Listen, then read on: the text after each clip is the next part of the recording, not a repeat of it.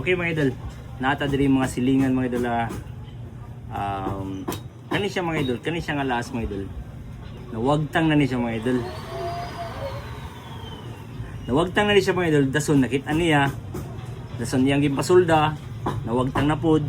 Grabe nga kasakit siya nga laas. Unya nakita na pod. So karon mga idol, nakita naman.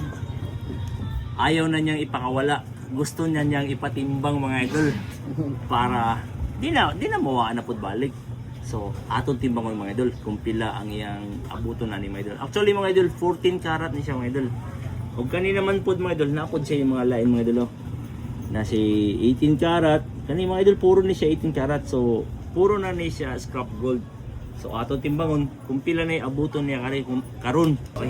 Sige mga idol, aton timbangon. Okay mga idol. Kani siyang iyang 18 karat mga idol ni halin siya og actually mga idol puro na ni siya putol-putol ang arios, tagsa na lang kabuk. O yung mga pares na mga idol. So kani siya mga idol, ang 18 karat niya mga idol ni halin siya 15,160 mga idol.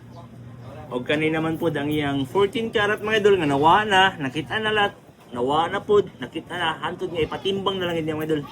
Ni halin na siya og 20,640. Mga idol. Ni total siya tanan og 35,800 mga idol. Mga idol na naman.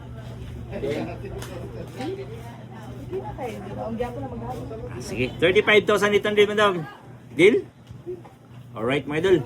Iyan agad i-let go mga idol. Hay salabi mo wa pa ko no mga idol. May na lang ko no mga idol. Alright. Yeah, True Brian online. Go buy a shirt.